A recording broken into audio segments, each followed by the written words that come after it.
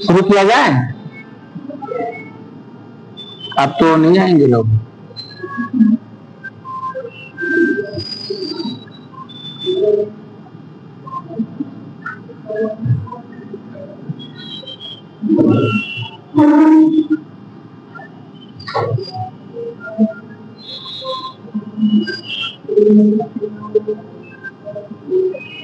ये कहाँ गया जो वो पैर से वो था? हाँ?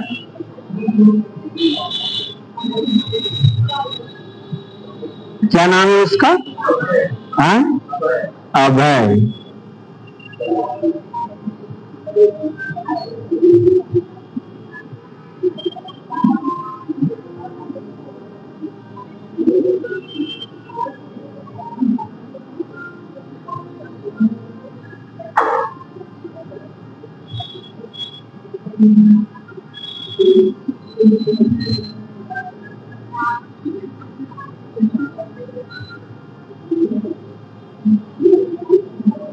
चलिए सुप्रीम कोर्ट, चलिए सुप्रीम कोर्ट के बारे में कुछ बताइए आप लोग भाई। कोई आइडिया है सुप्रीम कोर्ट के बारे में? कुछ कभी सुने हो नाम वाम? एनी आइडिया बेटा? किसी को कुछ आइडिया नहीं?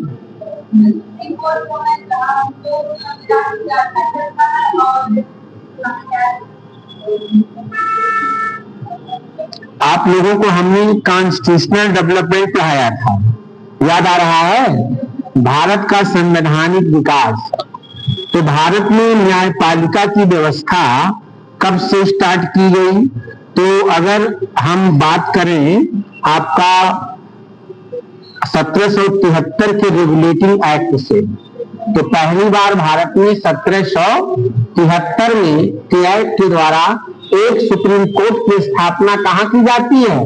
कोलकाता में की जाती है, जिसमें एक मुख्य न्यायाधीश और 4 अन्य न्यायाधीश होते हैं। ये बात हमने बताई थी। फिर आपको हमने बताया था 1861 के एक्ट के द्वारा आपके यहाँ 3 हाई कोर्ट बनाए गए थे। कौन कौन से? बॉम्बे, मद्रास और कोलकाता। और 1866 में आपका इलाहाबाद हाई कोर्ट बना था। इसके बाद हमने 1935 का अधिनियम पढ़ाया था आप लोगों को, जिसमें हमने ये बताया था कि 1935 के अधिनियम के द्वारा 1937 में एक संघीय न्यायालय की स्थापना की गई थी। बताया था जिसको अगर कोई व्यक्ति मुकदमा हाई कोर्ट पे हार जाता था लेवल पर, उसकी अपील कहाँ होती थी? संघीय न्यायालय में दिल्ली में होती थी। उसके बाद अगर वहां से मुकदमा हार जाए, उसकी अपील प्रिवी काउंसिल में होती थी, क्योंकि प्रिवी काउंसिल कहाँ बैठती थी? ब्रिटेन में बैठती थी।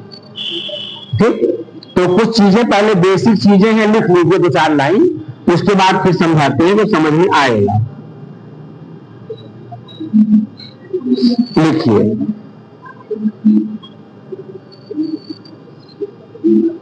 देखिए, भारतीय संविधान ने एकीकृत न्याय व्यवस्था की स्थापना की है। भारतीय संविधान ने एकीकृत लिख लेंगे ना,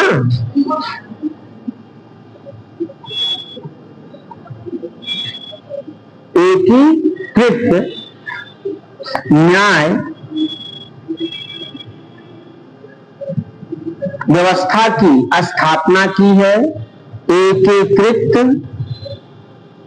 न्याय व्यवस्था की स्थापना की है, जिसमें शीर्ष पर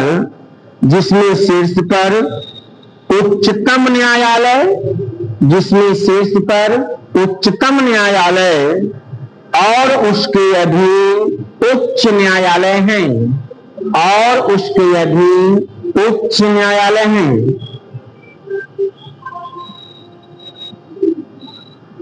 जिसके शीर्ष पर उच्चतम न्यायालय और उसके अधीन उच्च उच्च न्यायालय हैं। पूर्ण विराम। एक उच्च न्यायालय के अधीन राज्य के स्तर पर, एक उच्च न्यायालय के अधीन राज्य के स्तर पर अधीनस्थ न्यायालय होते हैं। राज्य के स्तर पर अधीनस्थ न्यायालय होते हैं, जैसे जिला न्यायालय, जैसे जिला न्यायालय और अन्य अधीनस्थ न्यायालय, और अन्य अधीनस्थ न्यायालय।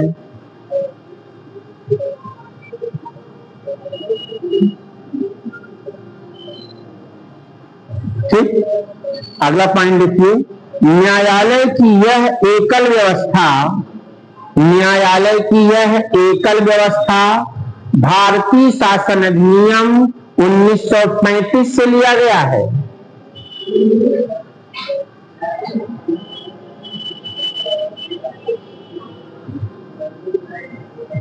लिख लिया? भारत क्या लिखे हैं? न्यायालय की यह एकल व्यवस्था भारत शासन अधिनियम 1935 से ग्रहण किया गया है। अब देखिए, इसको समझिए बेटा। हमारे यहाँ एकीकृत न्याय व्यवस्था है, जिसमें शीर्ष पर, टॉप लेवल पर सुप्रीम कोर्ट है। यह देश के स्तर पर या टॉप लेवल पर सुप्रीम कोर्ट है।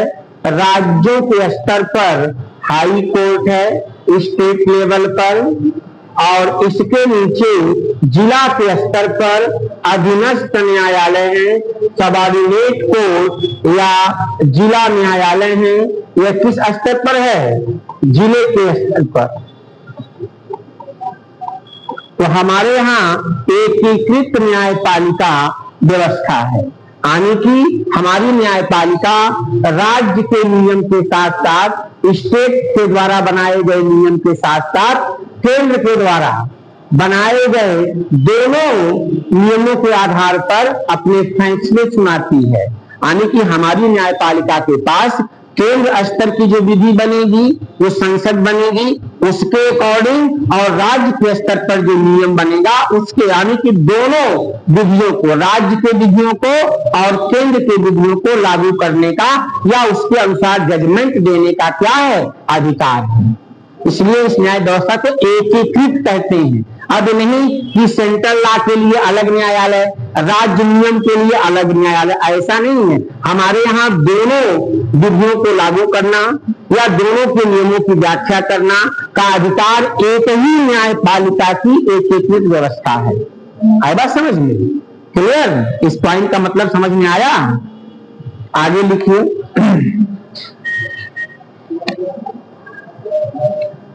नेक्स्ट पॉइंट लिखिए। उच्चतम न्यायालय का उद्घाटन 28 जनवरी 1950 को किया गया। उच्चतम न्यायालय का उद्घाटन 28 जनवरी 1950, 28 जनवरी 1950 को सुप्रीम कोर्ट का उद्घाटन किया गया था। आगे लिखिए। उच्चतम न्यायालय, उच्चतम न्यायालय भारत सरकार अधिनियम 1935। देखिए बेटा, उच्चतम न्यायालय भारत, लिखिए, भारत सरकार अधिनियम 1935 के तहत, भारत सरकार अधिनियम 1935, उच्चतम न्यायालय भारत सरकार अधिनियम 1935 के तहत लागू संघीय न्यायालय का उत्तराधिकारी है। लागू संघीय न्यायालय का उत्तराधिकारी है।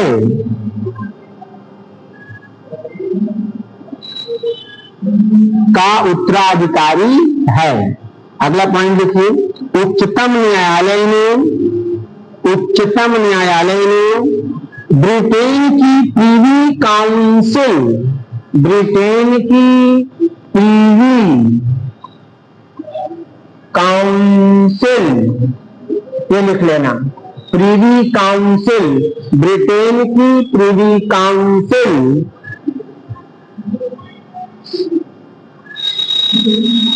का स्थान ग्रहण किया है, का स्थान ग्रहण किया, का स्थान ग्रहण किया, जो अब तक का स्थान ग्रहण किया, प्रिवी काउंसिल का स्थान ग्रहण किया, जो अब तक का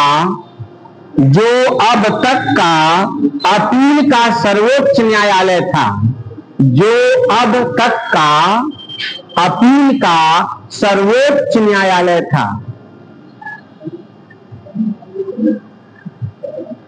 अब देखो बेटा, अब इस समय आपका सबसे बड़ा अपीली न्यायालय क्या है? Supreme court. उस समय क्या था?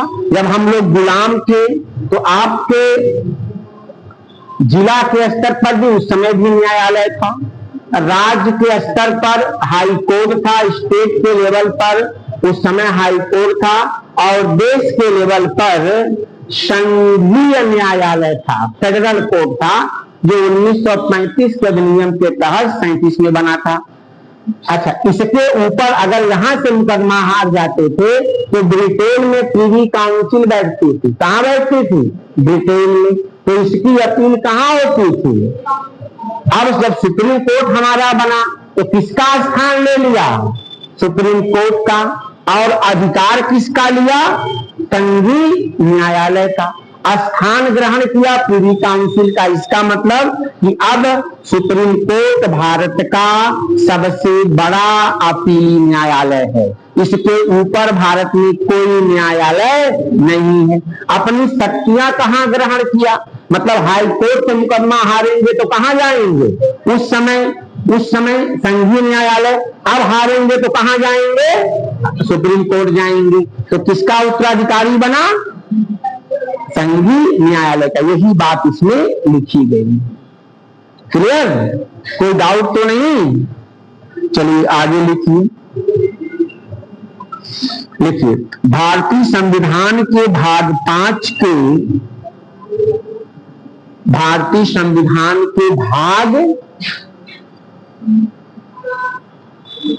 5 के अनुच्छेद 124 से 147, अनुच्छेद 124 से 147 तक उच्चतम न्यायालय के गठन, स्वतंत्रता,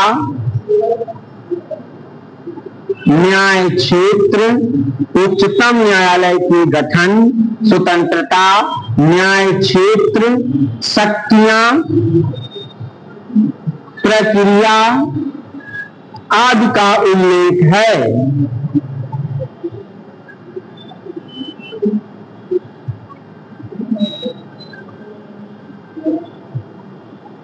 न्याय क्षेत्र, शक्तियां, प्रक्रिया आदि का उल्लेख है।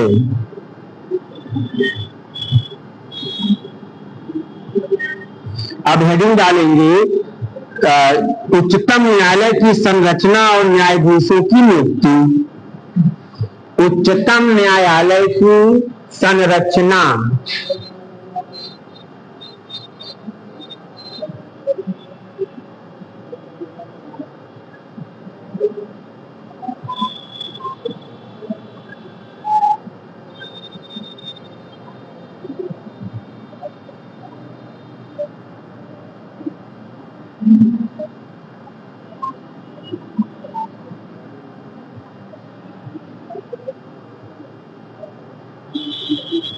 ये हम लोग आर्टिकल 124 की बात कर रहे हैं।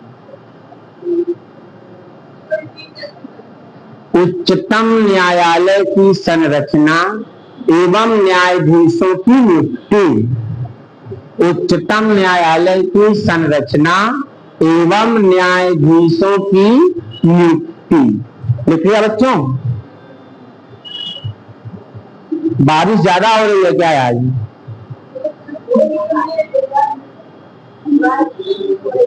लेकिन आने वाले बारिश मना लीजिएगा नहीं।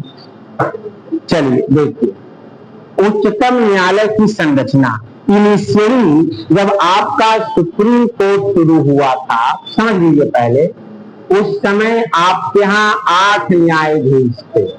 एक मुख्य न्यायाधीश और 7 अन्य न्यायाधीश। फिर संख्या बढ़ी, 11 हुई, 13 हुई, 20, 21 हुई, 25 हुई, फिर 33 हुई, 33 प्लस 1 हुई इस समय, और फाइनली अब 38 की बात हो रही है।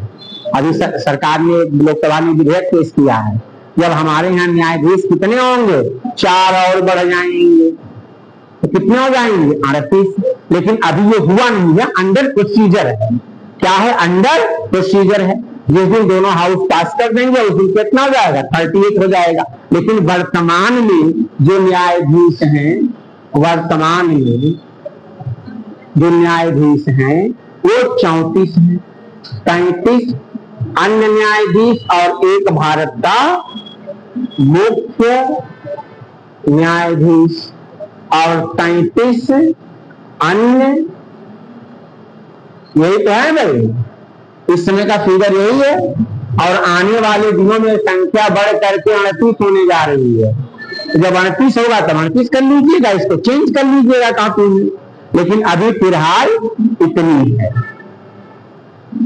अच्छा, न्यायाधीशों की संख्या बढ़ाने का अधिकार किसके पास है, पार्लियामेंट के पास।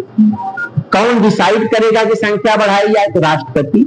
समय समय पे राष्ट्रपति को अगर ऐसा लगता है कि नंबर ऑफ जजेस की संख्या इंक्रीज की जाए तो बढ़ा सकता है, लेकिन बढ़ाने का अधिकार किसके पास है, संसद के पास है। Parliament have right to increase the number of जजेस इन सुप्रीम कोर्ट, लेकिन इसको बताएगा कौन, प्रेसिडेंट। इसका डिसीजन कौन लेगा, राष्ट्रपति लेगा।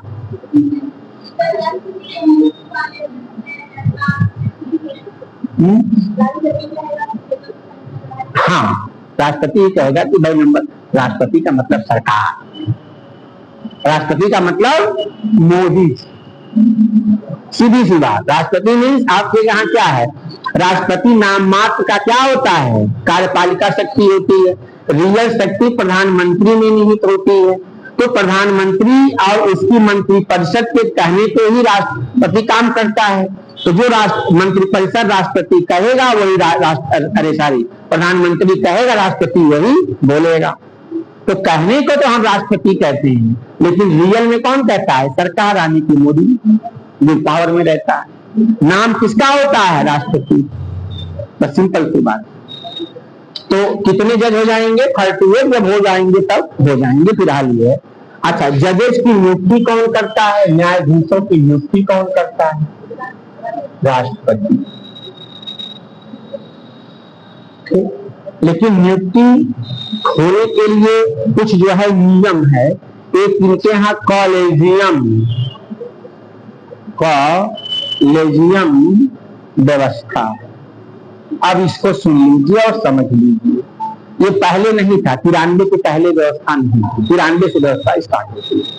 इसके पहले क्या होता था, सुप्रीम कोर्ट में, सुप्रीम कोर्ट में जो जज होते थे, चीफ जस्टिस ऑफ इंडिया होता था या जजेस की नियुक्ति होती थी, वो सीनियरिटी के बेस पर जो सबसे ज्यादा सीनियर वही भारत का क्या बनता था, मुख्य न्यायाधीश बनता था। लेकिन जब इंदिरा गांधी आई तो 71-72 में, एक बार 75 में, 2 बार उन्होंने क्या किया, इस वरीयता क्रम का उल्लंघन किया। जैसे मान लीजिए जज की संख्या मान लीजिए 12 है या 11 है मान लीजिए, तो सबकी सीनियरिटी है A B C D, मान लो ये जज है। अब जैसे ए अगर रिटायर्ड होते हैं तो जो दूसरा सीनियर मोस्ट होगा वो क्या बन जाएगा, सुप्रीम कोर्ट का जज बन जाएगा, चीफ जस्टिस बन जाएगा। इंदिरा गांधी ने क्या किया, नीचे से 5 या 6 जजेस को एक्सीड करते हुए सीधे नीचे वाले जज को भारत का क्या बना दिया, मुख्य न्यायाधीश, क्योंकि वो उनके चाहने वाले या जानने वाले या फेवर करने वाले जज थे। फिर एक बार इंदिरा गांधी ने यही काम किया, एक नहीं 2 बार इसका इंदिरा गांधी ने क्या किया, उल्लंघन किया। इसी में फिर बाद में केस हुआ सुप्रीम कोर्ट में, सेकंड जजेस केस, थर्ड जजेस केस। तो इसमें सुप्रीम कोर्ट ने निर्धारित किया कि अब जो जजेस की नियुक्ति होगी उसमें सरकार की कोई भूमिका नहीं होगी। अब हम एक कॉलेजियम सिस्टम बनाएंगे। ये कॉलेजियम सिस्टम क्या है? तो कॉलेजियम के अंतर्गत बेटा 4 जज होते हैं। कितने होते हैं? 4। अब इसमें एक भारत का मुख्य न्यायाधीश होगा, एक अदर न्यायाधीश होगा, एक किसी हाई कोर्ट का मुख्य न्यायाधीश होगा और एक न्यायविधि होगा। 4 लोग बैठेंगे। Chief justice of India, other कोई सीनियर मोस्ट जज ऑफ सुप्रीम कोर्ट, एक हाई कोर्ट का चीफ जस्टिस किसी का, 25 में से किसी का, और एक न्यायविद मतलब जो लॉ को जानता हो, जाना माना वकील। ये मिल करके जजेस को डिसाइड करेंगे कि कौन सा जज एप्लीकेशन मांग लिए जाते हैं, कितने सीट खाली है, तो जो जज होते हैं हाई कोर्ट में वो लोग क्या करते हैं, अप्लाई करते हैं। या जिन लोगों ने सुप्रीम कोर्ट में 10 साल वकालत कर ली है तो वो सुप्रीम कोर्ट में जज बनने के लिए क्या करते हैं, अप्लाई करते हैं। ये जो 4 कमेटी का मेंबर होता है ये उसकी स्क्रीनिंग करता है, देखता है और इसी में से नाम चुन करके कहां भेज देता है, विधि मंत्रालय।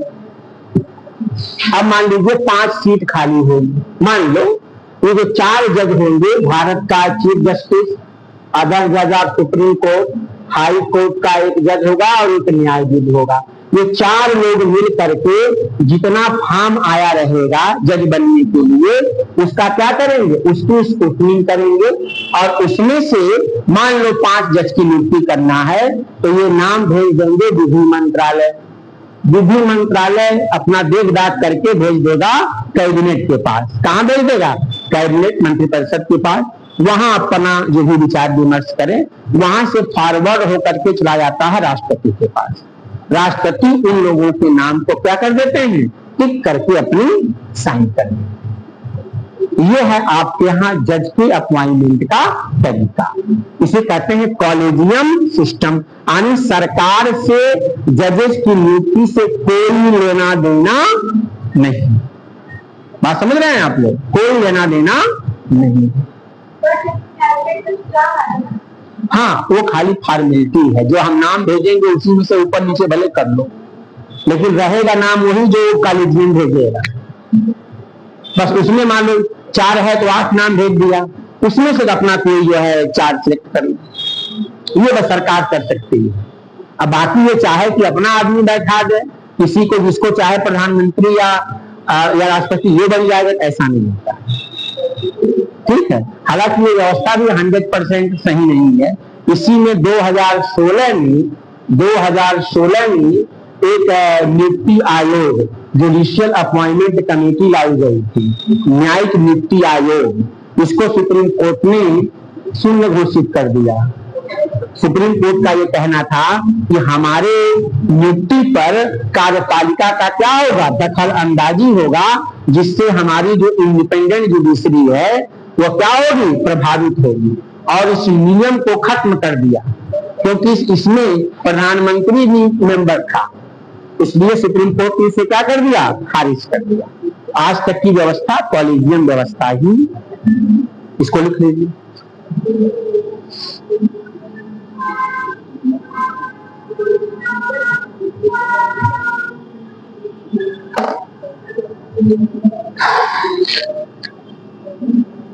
लिख लीजिए। शुरू में सर्वोच्च न्यायालय में जजेस की संख्या कितनी थी, 8 थी, 7+1।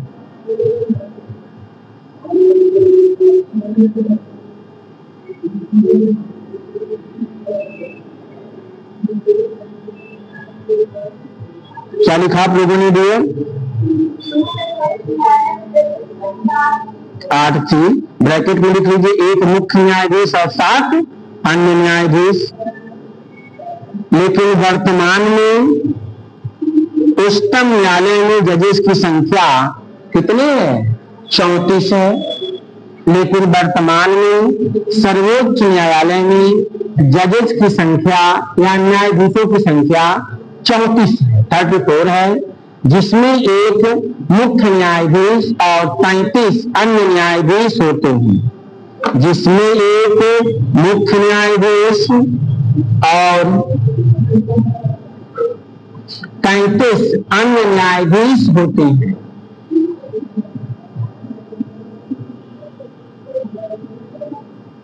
ठीक, आगे लिखिए। न्यायाधीशों की नियुक्ति के लिए कॉलेजियम व्यवस्था को अपनाया गया है। न्यायाधीशों की नियुक्ति के लिए कॉलेजियम व्यवस्था को अपनाया गया है। कॉलेजियम व्यवस्था को अपनाया गया है, जिसमें 4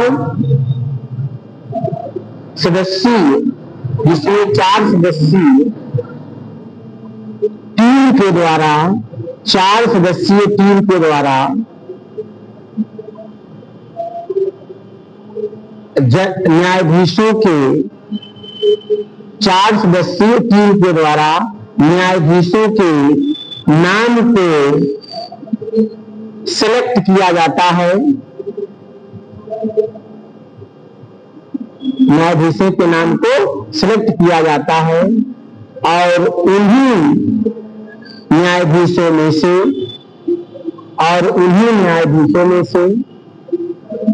उच्चतम न्यायालय के न्यायाधीशों की नियुक्ति राष्ट्रपति के द्वारा की जाती है और उन्हीं न्यायाधीशों में से राष्ट्रपति के द्वारा उच्चतम न्यायालय में न्यायाधीशों की नियुक्ति की जाती है।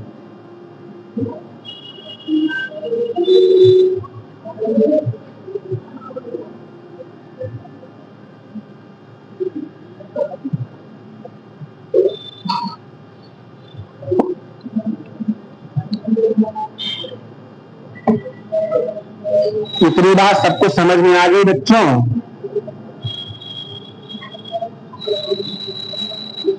अब लिखिए, न्यायाधीशों की अर्हताएं, योग्यता। उच्चतम न्यायालय में न्यायाधीश बनने की योग्यता, ऐसे लिख लीजिए। उच्चतम न्यायालय जब आप बोला करें बेटा तो शॉर्टकट में सुप्रीम कोर्ट लिख लिया करिए। सुप्रीम कोर्ट में न्यायाधीश बनने की योग्यता।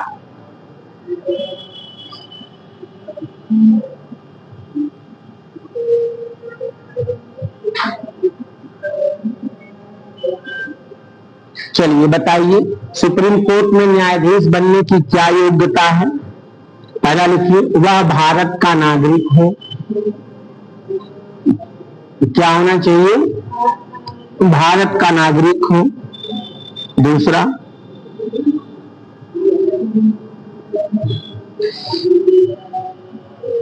पहला भारत का नागरिक हो। दूसरा, हाई कोर्ट में कम से कम 5 वर्ष तक न्यायाधीश के रूप में काम किया हो।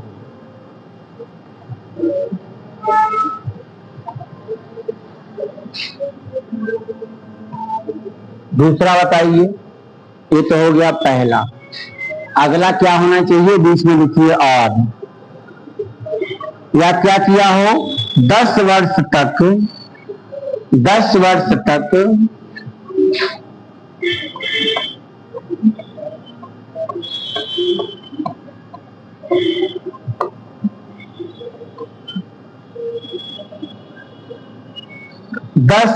तक हाई कोर्ट में वकालत किया हो।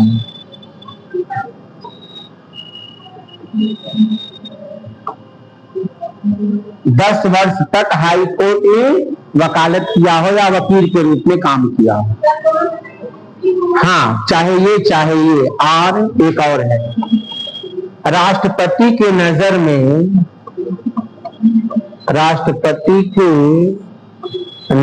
में विधि का जाना माना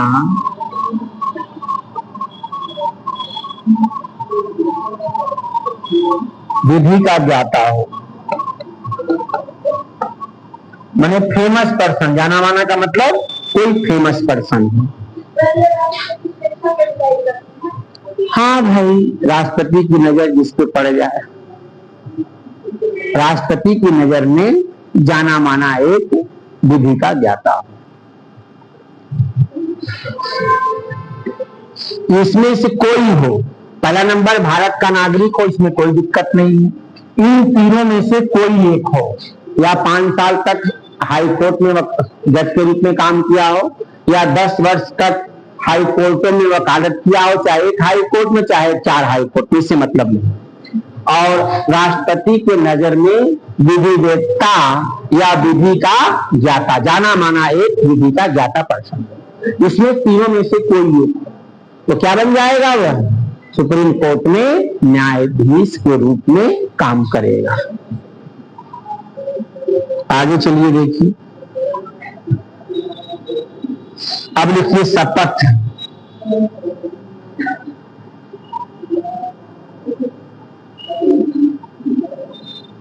शपथ कौन दिलाता है? Supreme court. लिख लीजिए अगला, सुप्रीम कोर्ट के न्यायाधीश को शपथ, यानी न्यायाधीश का शपथ, सुप्रीम कोर्ट के न्यायाधीश का शपथ कौन दिलाएगा? जो भी व्यक्ति सुप्रीम कोर्ट में न्यायाधीश के रूप में कार्य करेगा, तो कार्यभार ग्रहण करने के पहले राष्ट्रपति के समक्ष शपथ लेगा, या राष्ट्रपति के द्वारा कोई दूसरा व्यक्ति नियुक्त कर देगा तो उसके समक्ष लिख लीजिए, लिख लेंगे। कोई भी व्यक्ति जो सुप्रीम कोर्ट में न्यायाधीश के रूप में कार्य करेगा, कोई भी व्यक्ति जो सुप्रीम कोर्ट में न्यायाधीश के रूप में कार्य करेगा, राष्ट्रपति के समक्ष क्या लेगा? शपथ लेगा। राष्ट्रपति के समक्ष शपथ लेगा। तो राष्ट्रपति खुद भी दिला सकते हैं या किसी व्यक्ति को नियुक्त भी कर सकते हैं। ठीक है, ये लिख लेना, ब्रैकेट में लिख लो, राष्ट्रपति स्वयं शपथ दिला सकते हैं या इसके लिए किसी व्यक्ति को नियुक्त भी कर सकते हैं। राष्ट्रपति स्वयं शपथ दिला सकते हैं या इसके लिए किसी व्यक्ति की नियुक्ति भी कर सकते हैं।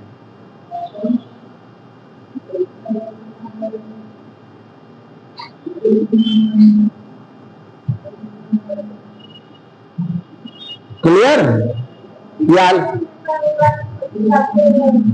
नहीं, जिसको चाहें, ऐसा कुछ लिखा नहीं है, लेकिन 99% का 100% राष्ट्रपति ही दिलाता।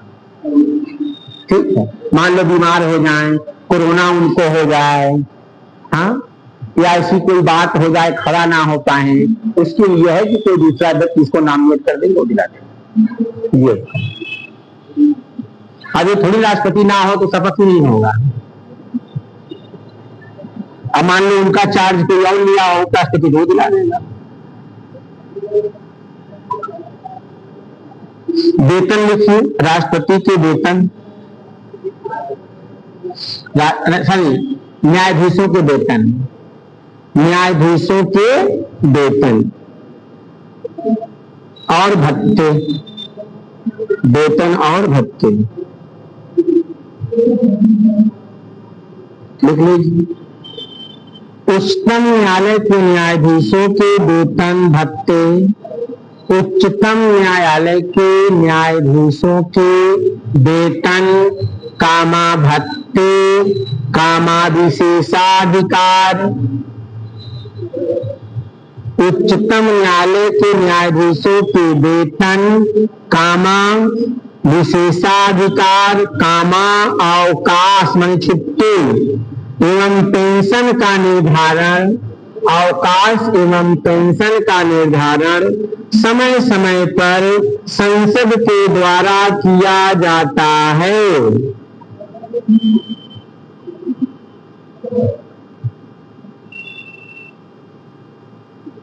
उनको निःशुल्क आवास मिलता है, रहने के लिए चिकित्सा, कार, टेलीफोन, सारी व्यवस्था होती है, सब कुछ फ्री।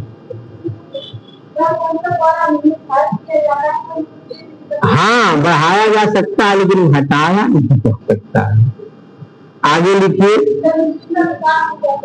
प्रिविलेजेस की मतलब उनको जब तक पद पे रहेंगे उनके खिलाफ कोई मुकदमा नहीं या उनके खिलाफ संसद में कोई चर्चा नहीं होगी, ये सब प्रिविलेजेस। छोटी मुक्तियां। आगे लिखिए, सेवानिवृत्त मुख्य न्यायाधीश, अगला पॉइंट लिखो, सेवानिवृत्त मुख्य न्यायाधीश और अन्य न्यायाधीशों की पेंशन, सेवानिवृत्त मुख्य न्यायाधीश और अन्य न्यायाधीशों की पेंशन उसके अंतिम माह के वेतन का 50% निर्धारित है। उसके अंतिम माह के वेतन का 50% निर्धारित है। जैसे मान लीजिए आप जज हैं और आज आप 2,80,000 पाते हैं, सुप्रीम कोर्ट में जज हैं, अंतिम माह का वेतन मान लीजिए 2,80,000 है, तो इसको डिवाइड बाई 2 यानी 1,40,000 आपका क्या बनेगा। तो सुप्रीम कोर्ट के मुख्य न्यायाधीश का वेतन इस समय कितना है, 2,80,000। लिख लीजिए, भारत के मुख्य न्यायाधीश का वर्तमान में वेतन 2,80,000 और अन्य न्यायाधीशों का वेतन 2.5 लाख, 2,50,000। भारत के मुख्य न्यायाधीश का वेतन कितना है, 2,80,000 और अन्य न्यायाधीश का 2.5 लाख। भारत के मुख्य न्यायाधीश का 2,80,000 और अन्य का 2.5 लाख। हाई कोर्ट वाले का चीफ जस्टिस का 2.5 लाख, अन्य का 2,25,000। वो हाई कोर्ट में बताया जाएगा, लेकिन चाहो तो लिख सकते हो हाई कोर्ट के मुख्य न्यायाधीश का 2.5 लाख और अन्य न्यायाधीश का 2,25,000। ये हाई कोर्ट वाले का।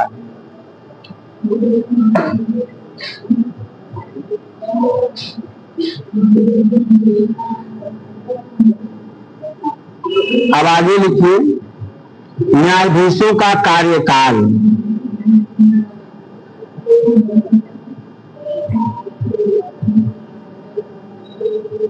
न्यायाधीशों का कार्यकाल तो कितने वर्ष तक, 65 वर्ष तक।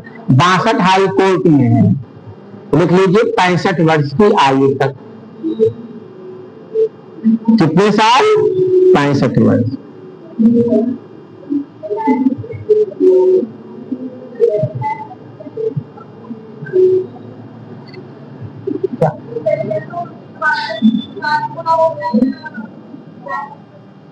नहीं, वो 65 वो नहीं है, वो 65 साल तक है। वो बेटा उसके लिए है 6 या 65, जैसे आपका CAG है उसके लिए 6 या 65 में से जो भी पहले हो वो इसके लिए है। यहाँ 65 वर्ष पूरा लिखिए। हाँ, 65 वर्ष। कितने साल, 65 वर्ष। अच्छा, एक अपना त्याग पत्र किसको दे सकते हैं, लिख लीजिए। अगला, उच्चतम न्यायालय का न्यायाधीश अपना त्याग पत्र उपराष्ट्रपति को देता है। इसी मतलब पॉइंट लिख लीजिए, उच्चतम न्यायालय का न्यायाधीश अपना त्याग पत्र किसको सौंपेगा, राष्ट्रपति।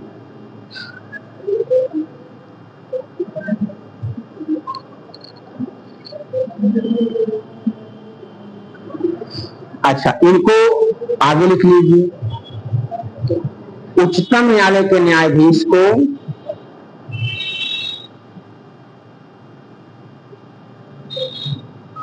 संसद के द्वारा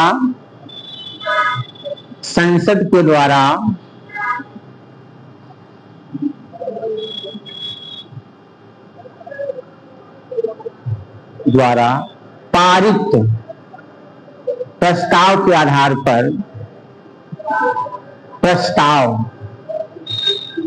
आधार पर, ब्रैकेट में लिख लीजिए विशेष बहुमत से, पारित प्रस्ताव के आधार पर, ब्रैकेट में बेटा विशेष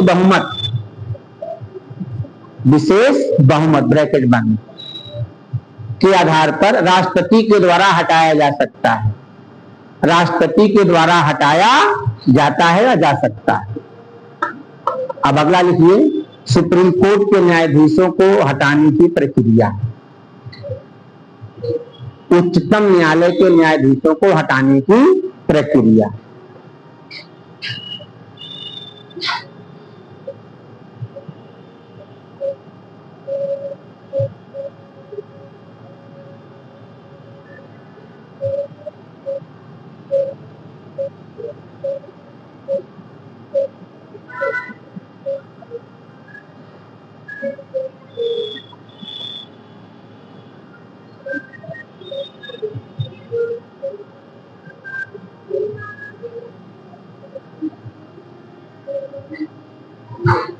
चलो कोई बताएगा कैसे हटाया जाएगा?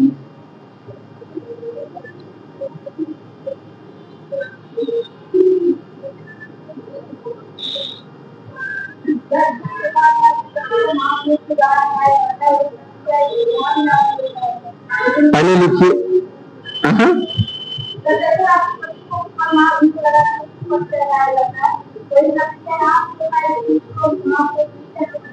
इसको रिमूवल कहते हैं, ठीक है।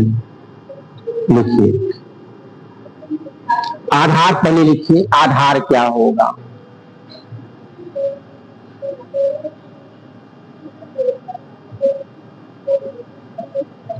आधार किस आधार पे हटाएंगे? लिखिए, आज तो क्लास पहले शुरू होगी।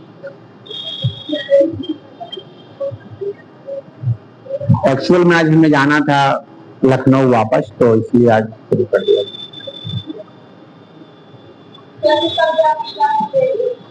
कल नहीं रहेगी, मंडे से हो सकती है, बताएंगे। कल एक इंटरव्यू है लखनऊ में, तो वही देना है इसलिए। लिख लो, आधार क्या होगा?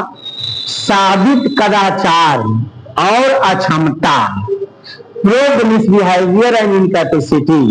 साबित कदाचार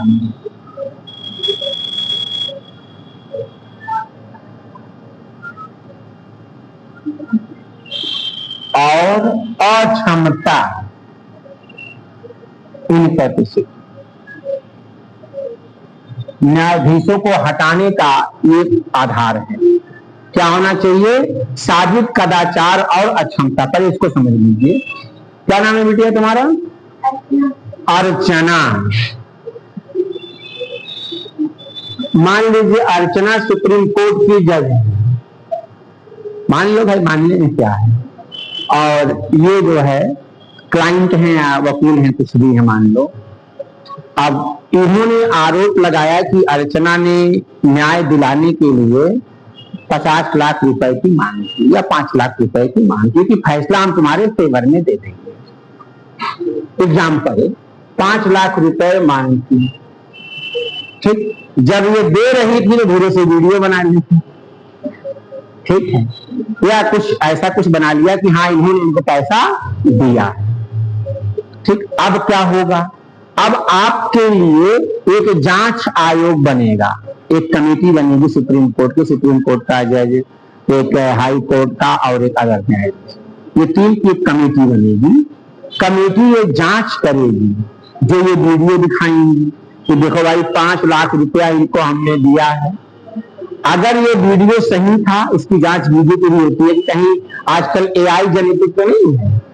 अगर ये पाया गया कि हाँ इन्होंने घूस लिया, ये साबित हो गया, तब जो कमेटी होगी, जो जांच नियुक्ति आयोग बनेगा, जो जांच के लिए समिति बनेगी, मतलब जांच समिति। अब ये रिकमेंड कर देगी किसको? लोकसभा को, स्पीकर को रिकमेंड कर देगी कि भाई अब इनके खिलाफ क्या करिए, हटाने का प्रक्रिया या रिमूवल की प्रक्रिया स्टार्ट करिए। आई बात समझिए, इसमें प्रक्रिया क्या होती है। अब आपके यहाँ 2 हाउस है, एक लोकसभा है और एक राज्यसभा है। अगर इनके हटाने का प्रस्ताव लोकसभा में लाया जाएगा तो 100 सांसद इस पर साइन करेंगे। कितने सांसद? 100 सांसद इस पर साइन करेंगे। अगर राज्यसभा में हटाने का प्रस्ताव लाया गया तो 50 साइन करें। जब अपना सिग्नेचर करेंगे तब हाउस उसको स्वीकार करेगा, यहाँ ठीक है, अब इनके हटाने का प्रस्ताव हम क्या करते हैं, स्वीकार करते हैं। तब इस हाउस में डिस्कशन होगा, बात होगा, लिया कैसे लिया, क्या लिया, वगैरह वगैरह। फिर यह हाउस अपने प्रेजेंट एंड वोटिंग के 2/3 बहुमत से प्रस्ताव को क्या कर देगा, पास कर देगा। फिर ये चला जाएगा दूसरे हाउस, दूसरे हाउस में डिस्कशन होगा, दूसरा हाउस की 2/3 से क्या कर दिया, पास कर दिया। उसी दिन से ये जज नहीं रहेंगे। लेकिन दुख की बात यह है, आज तक भारत में किसी भी जज को हटाया नहीं गया है। एक केस आया था वी रामा स्वामी का, पहली बार V Rama Swami high court Chandigarh में जज थे। इनकी बाद में नियुक्ति सुप्रीम कोर्ट में हो गई, तो चंडीगढ़ में कहीं कुछ माल पानी लिए होंगे या किसी से कोई बात किए होंगे, तो इनके ऊपर आरोप लगा कि भाई ये पैसा लिए थे वहां जजमेंट में घूस देने में। तो जब ये सुप्रीम कोर्ट आ गए, इसी दरमियान नियुक्ति हो गई, तब इनके खिलाफ ये मामला पूर्ण पकड़ा। जब ये देखे कि ये 100% थे, ये स्वास्थ्य थे, जब ये देखे कि हमको हटाने का प्रस्ताव अब शुरू हो जाएगा, तो अपना शीशा लेदर कराने के पहले ही इन्होंने रिजाइन कर दिया। तो वी रामास्वामी साहब ने क्या कर दिया, रिजाइन कर दिया।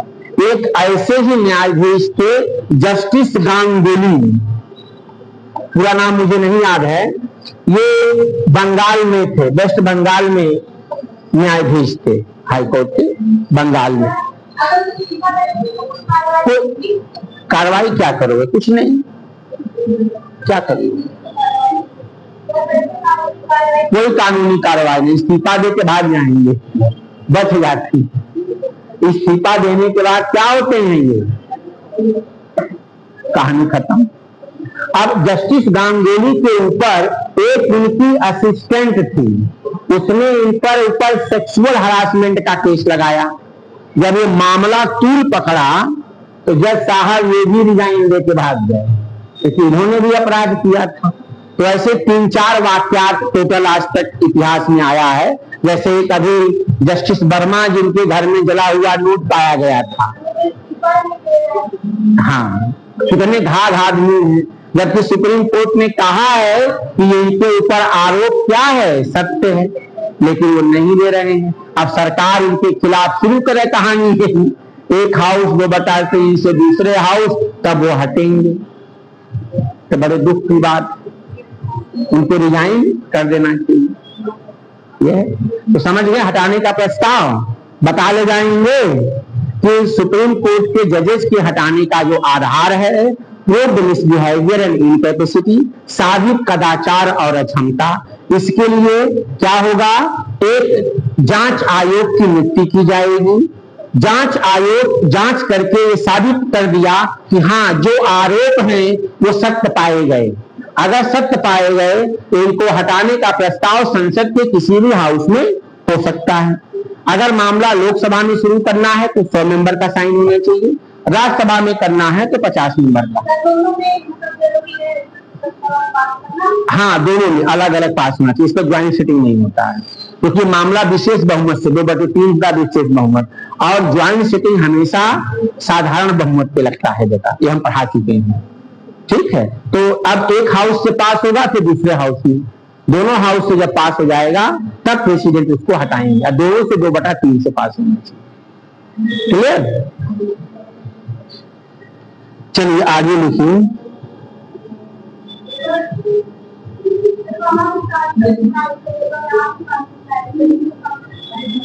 क्या चीज?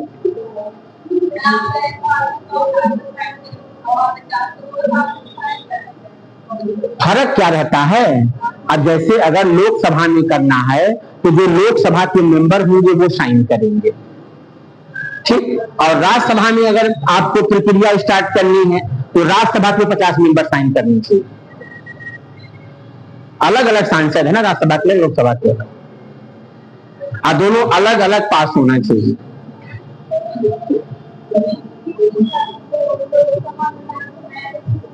हाँ, किसी भी सदन में लाया जा सकता है, राज्यसभा में भी लाया जा सकता है, शुरू हो सकता है और लोकसभा में, लेकिन एक हाउस से पास होने के बाद दूसरे हाउस जाएगा, दोनों हाउस से अलग अलग पास होना चाहिए। अब लिखिए सेवानिवृत्त न्याय, लिखिए ये हो गया। अब अगला लिखिए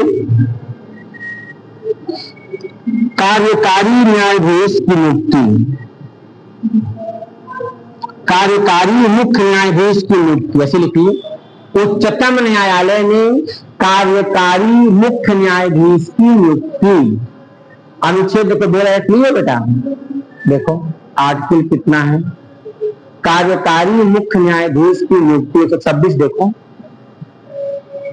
126 वही है, हाँ आर्टिकल ब्रैकेट में 126 भी लिख लीजिएगा, आर्टिकल 126। ये बात संविधान में कहा लिखी गई है, अनुच्छेद 126 में लिखी गई। अब देखिए कार्यकारी मुख्य न्यायाधीश की नियुक्ति कब होगी,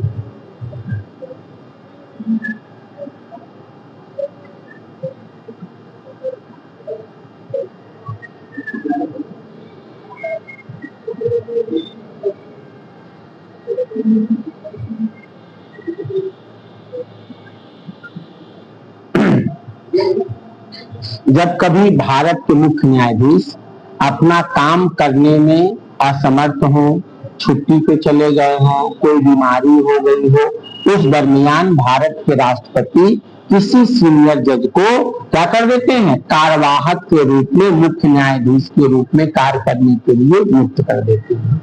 इसे ही कहते हैं कार्यकारी न्यायाधीशों की नियुक्ति।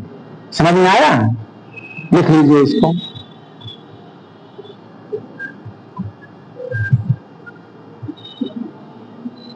राष्ट्रपति किसी न्यायाधीश को,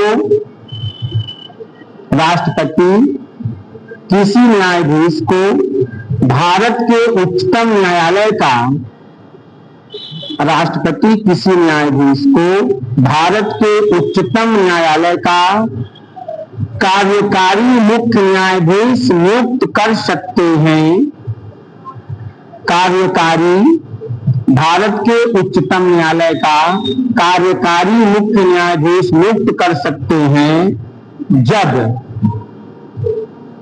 कब कर सकते हैं, जब पहला उच्चतम न्यायालय का कार्यकारी मुख्य न्यायाधीश नियुक्त कर सकते हैं जब, पहला लिखिए मुख्य न्यायाधीश का पद रिक्त हो, मुख्य न्यायाधीश का पद क्या हो, रिक्त हो, खाली हो। दूसरा लिखिए अस्थायी रूप से मुख्य न्यायाधीश अनुपस्थित हो, अस्थायी रूप से मुख्य न्यायाधीश अनुपस्थित हो, अस्थायी रूप से मुख्य न्यायाधीश क्या हो, अनुपस्थित हो।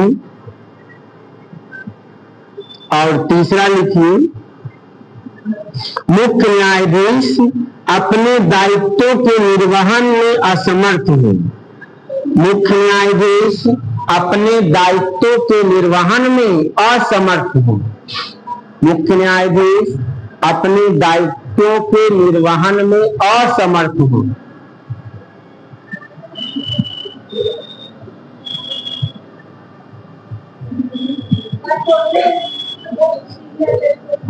किसी को बना सकता है, लेकिन अक्सर सीनियर जज को ही बनाया जाता है।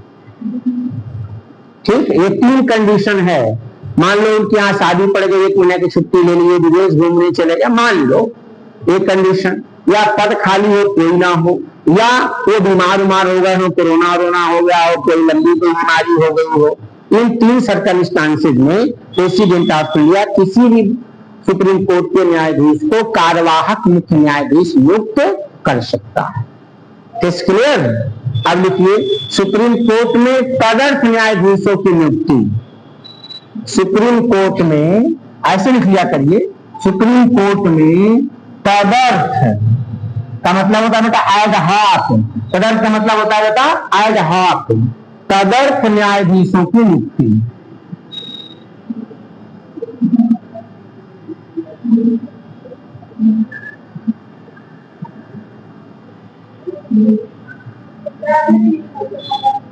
हाँ,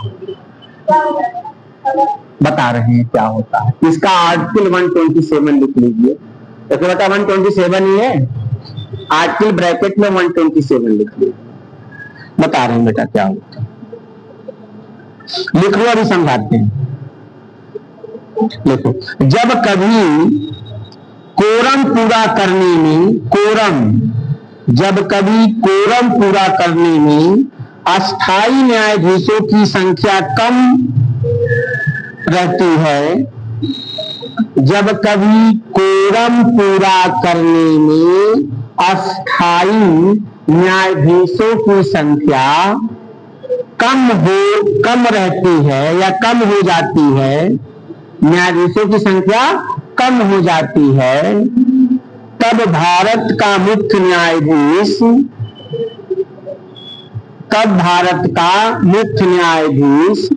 किसी उच्च न्यायालय के किसी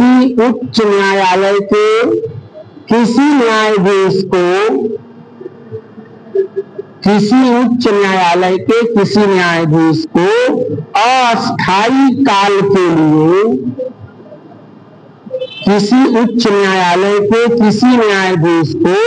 अस्थायी लिख लेंगे ना, अस्थायी काल के लिए उच्चतम न्यायालय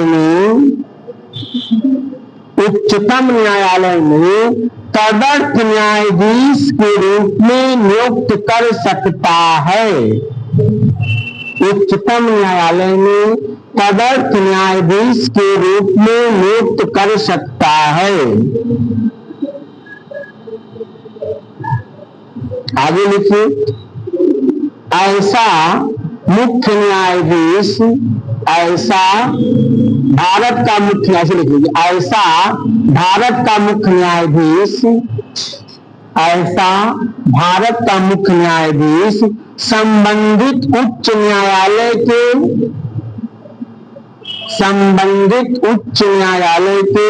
मुख्य न्यायाधीश के परामर्श, संबंधित उच्च न्यायालय के मुख्य न्यायाधीश के परामर्श एवं राष्ट्रपति की पूर्व अनुमति के बाद ही कर सकता है।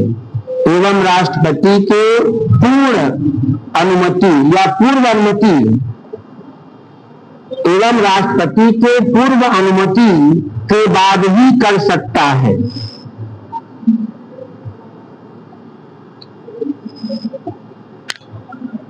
लिख लिया?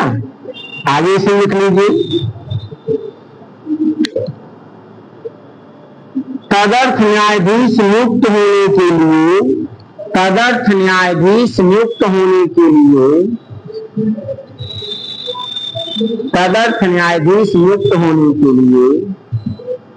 न्यायाधीश के पास उच्चतम न्यायालय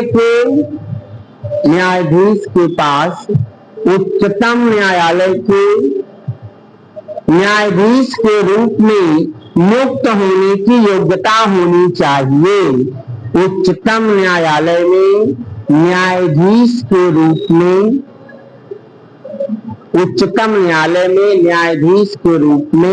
नियुक्त होने की योग्यता होनी चाहिए। ठीक, उच्चतम न्यायालय में न्यायाधीश के रूप में नियुक्त होने की योग्यता होनी चाहिए। अब समझ लो बेटा, तदर्थ न्यायाधीश की नियुक्ति कब होती है? जब कभी कोरम ना पूरा हो। कोरम का मतलब जब किसी केस की सुनवाई करने के लिए जजेस की संख्या क्या हो जाए? कम हो जाए। ठीक, ऐसा ये नियुक्ति कौन करेगा? चीफ जस्टिस ऑफ इंडिया करेगा। किसकी पूर्व अनुमति लेगा? दो लोगों की।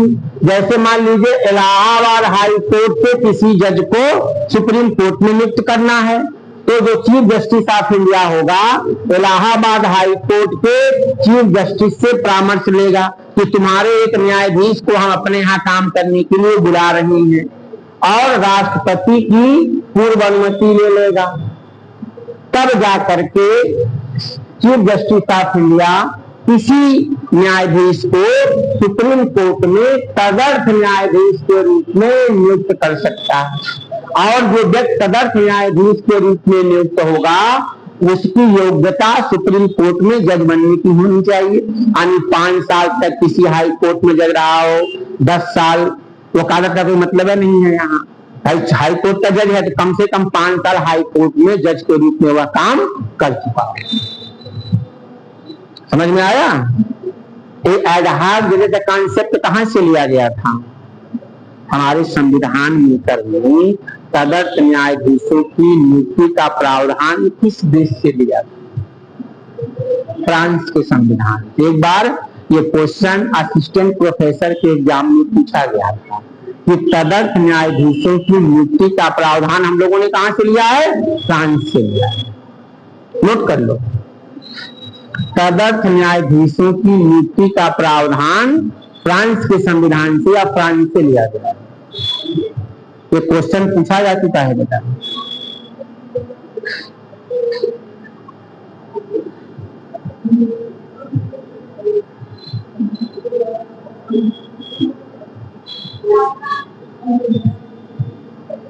फ्रांस से लिया गया है। एड हॉक जजेज या तदर्थ न्यायाधीशों की नियुक्ति का जो प्रावधान हमारे संविधान में रखा गया है, ये कहां से लिया गया है? फ्रांस के संविधान। अगला लिखो बेटा, सेवानिवृत्त न्यायाधीशों की उच्चतम न्यायालय में, सेवानिवृत्त न्यायाधीशों की उच्चतम न्यायालय में,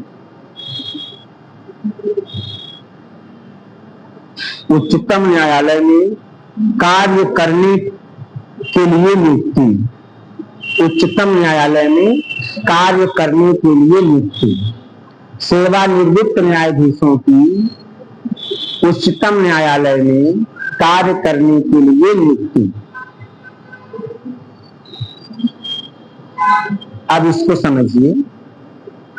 जैसे मान लीजिए आप सभी लोग सुप्रीम कोर्ट के रिटायर्ड जज हैं। क्या हैं? रिटायर्ड जज हैं। और कभी ऐसा हुआ कि number of cases supreme court में बहुत ज्यादा हो गया, तब निपटाया कैसे जाए? जैसे आपके यहाँ कभी कभी शादी वादी पड़ता है तो काम बढ़ जाता है, नहीं तो मौसी का लड़का, मामा का लड़का, नाना का, दादा का, ताऊ का आप लोग बुला लेते हो घर में हेल्प करने के लिए, यही तो होता है। तो ऐसे सुप्रीम कोर्ट है।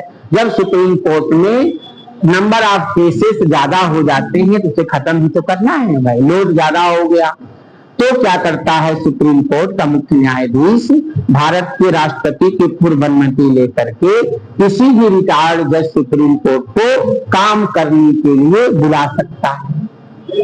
इसी को कहते हैं सेवानिवृत्त न्यायाधीशों का सुप्रीम कोर्ट में काम करने के लिए नियुक्ति।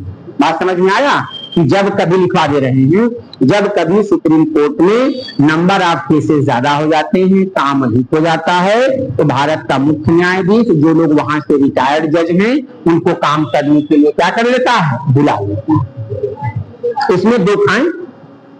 इसमें दो कंडीशन है। जो व्यक्ति काम करने के लिए बुलाया जाएगा उसका परमिशन जरूरी है कि तुम काम करोगे कि नहीं करोगे। अगर उसने ओके कर दिया और राष्ट्रपति की पूर्व मंजूरी मिल गई तो क्या करेगा? सुप्रीम कोर्ट में जज के रूप में काम करेगा।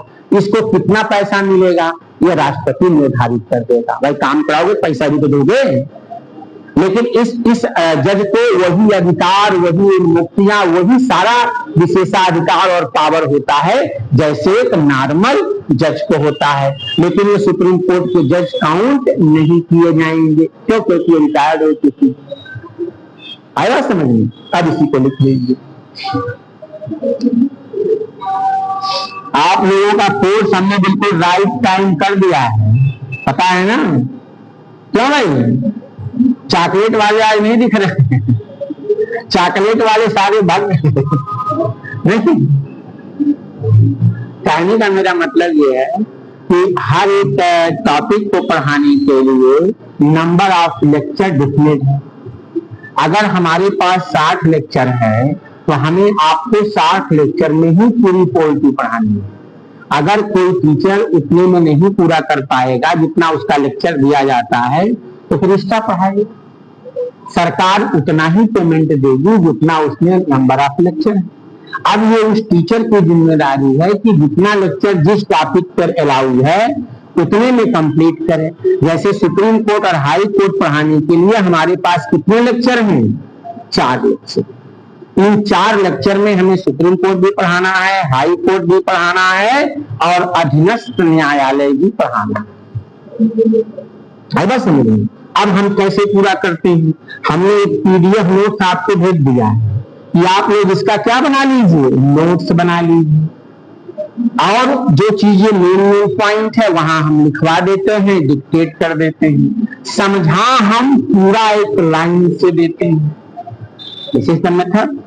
वरना 4 लेक्चर में कैसे पूरा होगा? अब 4 लेक्चर है, 4 लेक्चर में सुप्रीम कोर्टो ना खत्म हो पाए तो बच्चा हाई कोर्ट और अधीनस्थ न्यायालय का पढ़े।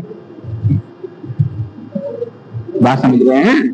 तो ये टीचर की जिम्मेदारी है कि वो कैसे पूरा करेगा, ये कहने का मेरा मतलब। वरना आपका कोर्स क्या हो जाएगा। और मेरे साथ कभी ऐसा नहीं होता कि मेरा कोर्स छूट जाए, बल्कि लास्ट में 2 लेक्चर बचा ले जाते हैं तो अन्य चीजें पढ़ा देते हैं, जो पॉलिटिक्स वाली चीजें छोटी छाटी रहती हैं उसको निपटा देते हैं। मतलब 60 लेक्चर में हमारी पूरी polity A to Z complete हो जाती है। इसीलिए हम घर में बैठ करके देखो हैंड राइटिंग नोट्स बना देते हैं आप लोगों के लिए, क्योंकि 1.5 घंटे में हम सारी चीजें आपको डिलीवर नहीं कर पाएंगे। इसलिए हम देखो जितने भी हमने नोट्स दिए हैं घर में हमने बैठ के अपना समय टाइम बर्बाद किया है कि भाई अगर हम बच्चों को ऐसा नहीं करेंगे इनका कोर्स क्या हो जाएगा, छूट जाएगा। अब बच्चे के साथ क्या होगी, नाइंसाफी होगी। इसलिए हम पहले ही उस टॉपिक को पीडीएफ के फॉर्म में नोट कर लेते हैं या कुछ पीडीएफ अपना डाउनलोड कर लेते हैं। तो कुछ लिखा हुआ 90% तो लिखा हुआ रहता है, 80% कुछ चीजें बिना लिखा जैसे कहीं से हमने उसको नेट पे या इधर उधर से अपना डाउनलोड करके अपना पूरा उसका पीडीएफ सीक्वेंस से बना करके बच्चों को दे देते हैं कि बेटा ये पढ़ लो। समझाने का काम हम यहाँ कर देंगे।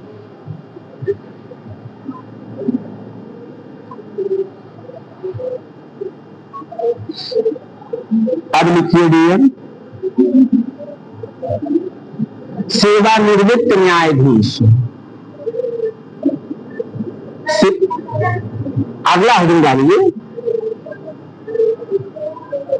सेवानिवृत्त न्यायाधीश। लिखेंगे ना आप लोगों ने, हेडिंग डाला है ना, उसी में लिखिए किसी भी समय, लिखिए किसी भी समय भारत का मुख्य न्यायाधीश, किसी भी समय भारत का मुख्य न्यायाधीश उच्चतम न्यायालय, भारत का मुख्य न्यायाधीश उच्चतम न्यायालय या भारत का मुख्य न्यायाधीश कामा उच्चतम न्यायालय या उच्च न्यायालय को सेवानिवृत्त न्यायाधीशों से अल्पकाल के लिए, मतलब ये 2 साल से अधिक का समय नहीं होता है, साल भर 6 महीने 1 साल ऐसे होता है। अल्पकाल के लिए, अल्पकाल का मतलब 2 महीने 4 महीने 6 महीने साल भर, लेकिन 2 साल से ऊपर नहीं जाएगा, उसी के नीचे साल भर 6 महीने के लिए अल्पकाल के लिए उच्चतम न्यायालय में कार्य करने का अनुरोध कर सकता है। सेवानिवृत्त न्यायाधीश से अल्पकाल के लिए उच्चतम न्यायालय में कार्य करने का अनुरोध कर सकता है।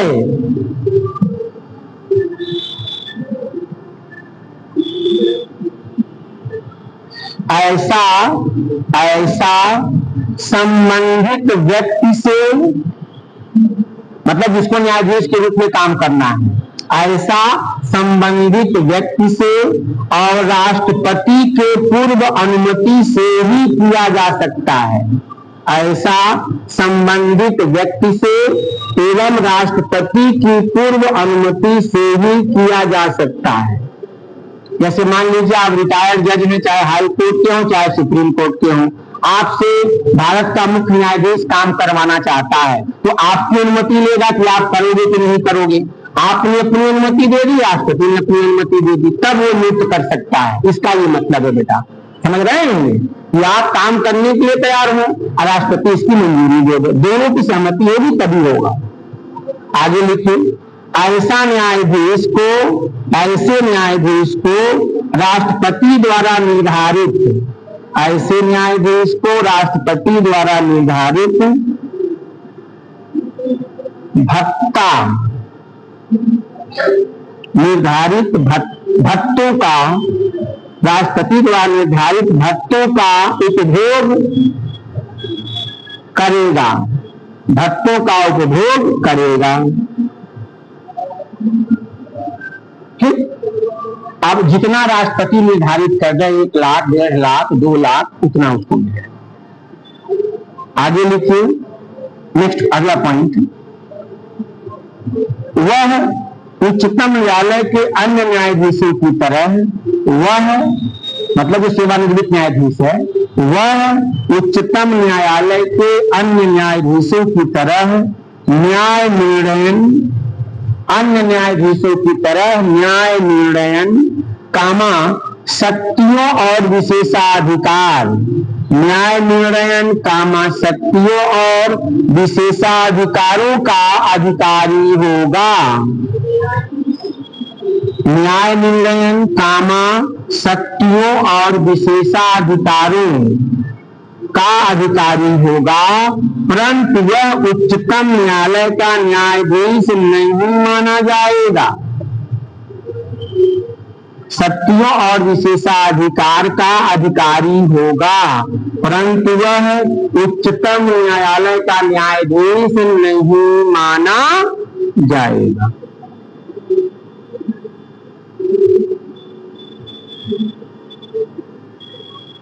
अब हेडिंग डाल लीजिए, उच्चतम न्यायालय का स्थान। आर्टिकल 130 है भाई, पहले 29, अच्छा 30 पढ़ लो, फिर 29 पढ़ा दे रहे हैं, पहले 30 पढ़ लो। उच्चतम न्यायालय का स्थान, अनुच्छेद 130 डैश उच्चतम न्यायालय का स्थान। तो संविधान ने उच्चतम न्यायालय का स्थान कहां निर्धारित कर रखा है? दिल्ली में। कहां कर रखा है? दिल्ली में।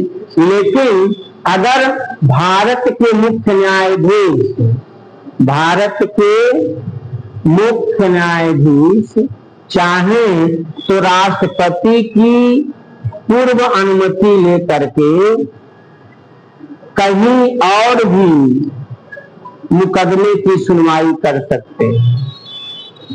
बात को समझिए, संविधान ने सुप्रीम कोर्ट का स्थान कहां निर्धारित कर रखा है?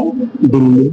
लेकिन अगर भारत के मुख्य न्यायाधीश चाहें तो राष्ट्रपति की पूर्व अनुमति लेकर के सुप्रीम कोर्ट की सुनवाई भारत के किसी भी शहर में कर सकते हैं। ठीक बात समझ रहे हो कि नहीं? ये प्रावधान है। 1-2 बार जम्मू कश्मीर में सुनवाई हो चुकी है, एक बार हैदराबाद में भी हो चुकी है।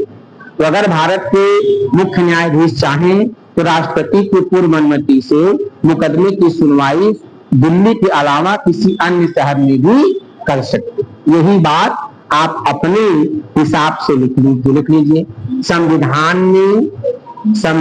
में उच्चतम न्यायालय का स्थान दिल्ली में घोषित किया है, दिल्ली में घोषित किया है।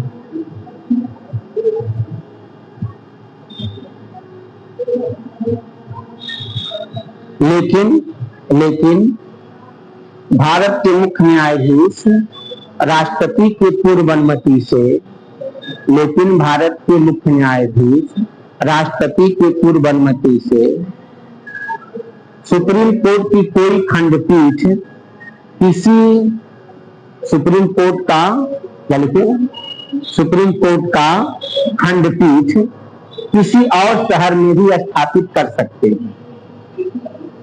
भारत के मुख्य न्यायाधीश राष्ट्रपति की पूर्व अनुमति से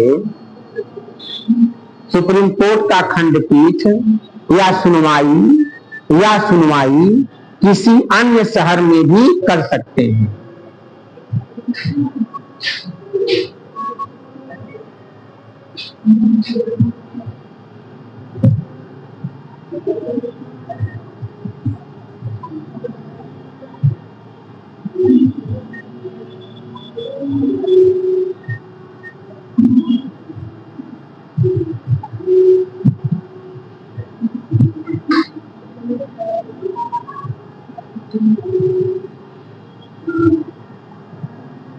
अब लिखिए,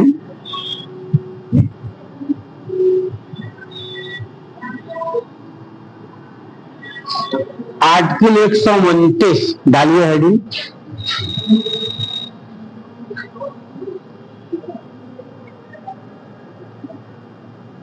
देखिए, सुप्रीम कोर्ट एक अभिलेख न्यायालय है।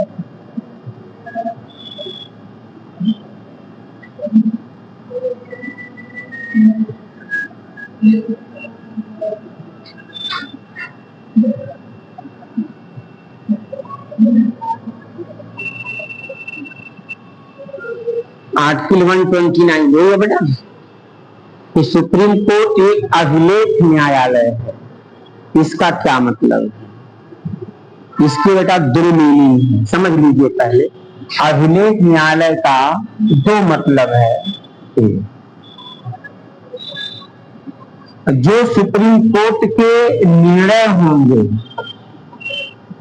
उसको साक्ष्य के रूप में या रिकॉर्ड के रूप में रखा जाएगा, और दूसरा सुप्रीम कोर्ट के निर्णय को किसी भी भारत के न्यायालय में कोई प्रश्न चिन्ह नहीं लगाया जा सकता। समझिए, जो सुप्रीम कोर्ट निर्णय दे देगा उसको रिकॉर्ड के रूप में या साक्ष्य के रूप में दीर्घकाल तक रखा जाएगा। दूसरा, अगर सुप्रीम कोर्ट ने कोई निर्णय दे दिया है तो भारत के किसी न्यायालय की औकात नहीं है जो की का कर दे। की का मतलब सुप्रीम कोर्ट ने क्यों निर्णय दिया, ये गलत है, ऐसा नहीं करना चाहिए, वगैरह वगैरह। तो किसी को की का करने का कोई अधिकार नहीं है। नो क्वेश्चन मार्क, कुछ भी नहीं, वो करेगा सुप्रीम कोर्ट ही करेगा।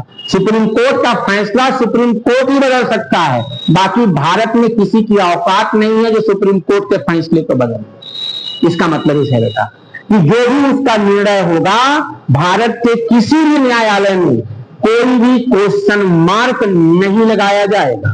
अगर किसी ने क्वेश्चन मार्क लगाया तो सुप्रीम कोर्ट ऑफ कंटेम्प्ट कर देगा। 6 महीने की सजा, आना फ्री, जाना फ्री, रहना फ्री, खाना फ्री। समझ लो, आया समझ ली?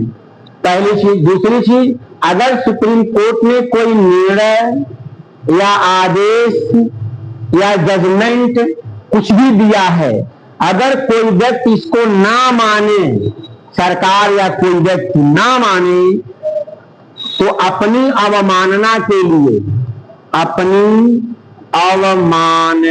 लिए 6 माह तक की क्या दे देगा? सजा। यहां भी आना फ्री, जाना फ्री, रहना फ्री, खाना। This is the meaning of supreme court bill should be court of record. बहुत सिंपल शब्दों में हमने आपको क्या कर दिया? समझा दिया। दोबारा समझ लीजिए इसको। सुप्रीम कोर्ट एक अभिलेख न्यायालय होगा। इसकी कितनी मीनिंग है? 2। पहला, जो सुप्रीम कोर्ट के निर्णय होंगे वो साक्ष्य के रूप में दीर्घकाल तक क्या रखा जाएगा? रिकॉर्ड के रूप में रखा जाएगा। दूसरा, सुप्रीम कोर्ट के निर्णय को किसी भी न्यायालय में कोई टाका टिप्पणी नहीं, कोई चुनौती नहीं, कोई उसके खिलाफ कुछ नहीं बोलेगा। यानी जो उसने कह दिया वो कह दिया, वो मानना ही पड़ेगा। The judgement of supreme court should be binding in all court in India. कोई भी चिंता नहीं करेगा। ठीक। दूसरा, सुप्रीम कोर्ट अपनी अवमानना के लिए, मतलब अगर सुप्रीम कोर्ट कोई निर्णय देता है, कोई आदेश देता है, कोई जजमेंट देता है, कोई भी इस तरह का, अगर उसकी बात को किसी ने अवहेलना की, नहीं माना, तो वह क्या माना जाएगा? सुप्रीम कोर्ट का अवमानना माना जाएगा। और इसके लिए सुप्रीम कोर्ट 6 माह तक का क्या कर सकता है? पनिशमेंट दे सकता है। रहना आना जाना सब फ्री। क्लियर? लिख लीजिए इसको अपने भाषा में, लिख लेंगे। क्यों भाई सिविल सर्वेंट बन रहे हो, कुछ तो अपना क्रिएशन लगाइए। कि नहीं समझे बात हमारी? मतलब अगर थोड़ा हम लिखें तो उसको अपने हिसाब से उसको बढ़ा करके अपने तरीके से क्या करिए, लिख लीजिए। माय डियर, कोई दिक्कत?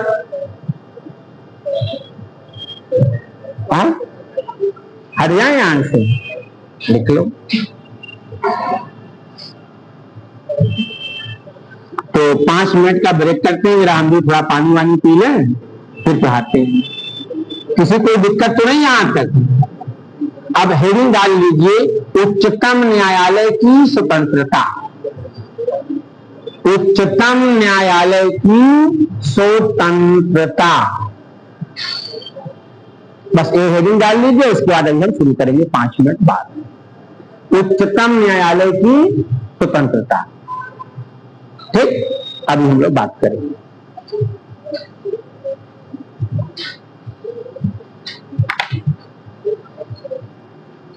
अभी थके तो नहीं होगे? अभी एनर्जी ज्यादा होगी आप लोगों के पास, नहीं?